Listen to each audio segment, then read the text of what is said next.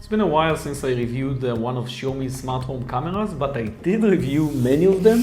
And these are basically the old ones. And today we're looking at the new one from Xiaomi, which basically means that if you haven't got one of their smart cameras, that's probably the one you should get. So today I'll tell you exactly why I think about it, and let's begin. So this is the new Xiaomi Mijia smart home camera.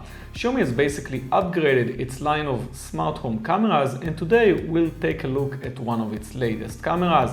This camera has 110 degrees field of view, and it records in H.265 encoding while having 1080p resolution. That's way better than what I had in their older models. This camera also has a 360 rotating capabilities and night vision, and beyond that also artificial intelligence that will tell you everything about whatever is going on in your house. The real question here, is it worth an upgrade? So let's do a quick unboxing, as you just saw, and talk about the camera. I've been using it for a while now, and if we're doing a quick unboxing, let's just look at what we get in the box. Basically, we have the AC cable, and the cable is always quite long with these cameras, so that's why I like it.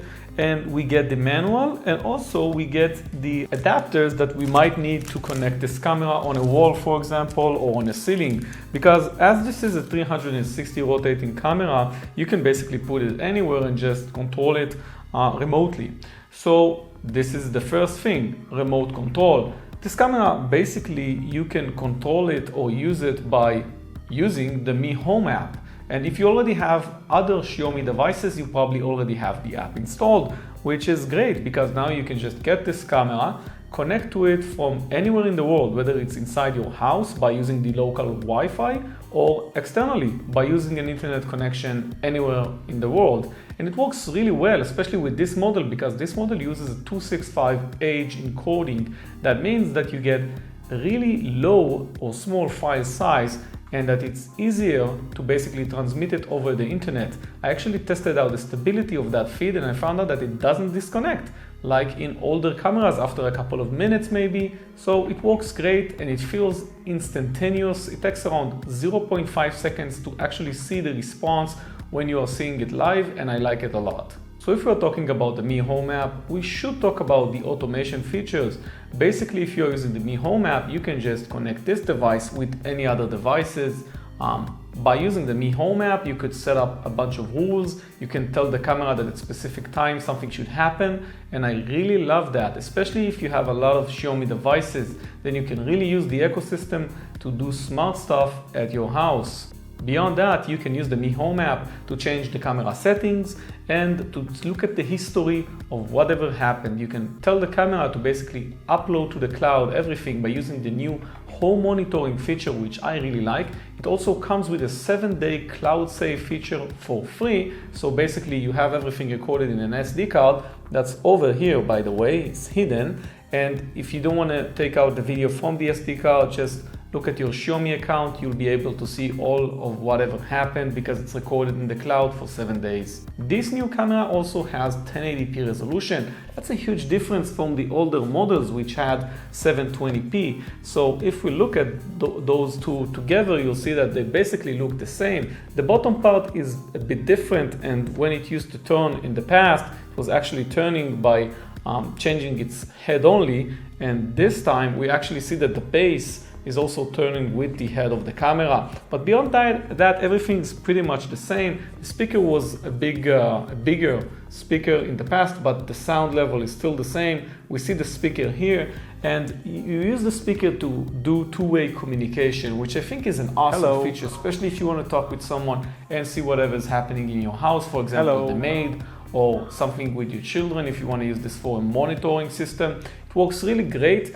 because this camera has a microphone and a speaker system. One huge improvement in this model is the AI. So the camera basically knows whatever happened, and by using the Mi Home app, you'll actually see a description of the event. So you'll get a notification telling you that something has happened. For example, whether it was the angle of view that changed or whether something happened in the actual field of view, you will be able to see that, especially by the app letting you know everything in a history section, so you can easily navigate between events, and I like that a lot. The new Xiaomi Mijia camera also has IR capabilities, And that means that you'll basically be able to use it during the nighttime. You'll be able to see everything that's happening, and obviously it gets recorded the same as if it was daylight recording, and it's a huge feature to have on any smart home camera so you can see whatever's happening when the light's not turned on. So we talked about the features, but I think one interesting upgrade here is that this camera finally speaks English.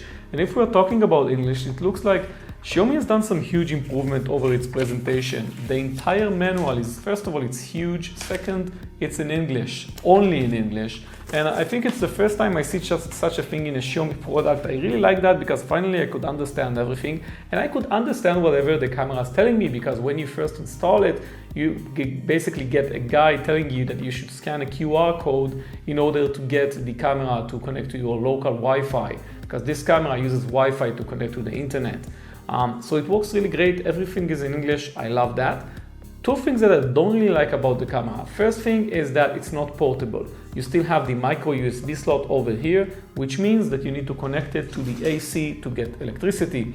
That's a problem if you wanna, for example, take this outside and capture something like a midday event or whatever. So you still need to connect it to an AC or maybe a portable battery, but it's still not that portable. You'll probably have to pay a lot more to get a portable version of a different camera. Xiaomi also has a portable camera, especially for security reasons, a security camera. I'll also make a review of that in the future, so make sure you subscribe so you can see that one. Second thing is, it also still uses just micro USB and not USB-C, and I'm trying to eradicate USB-C off my life.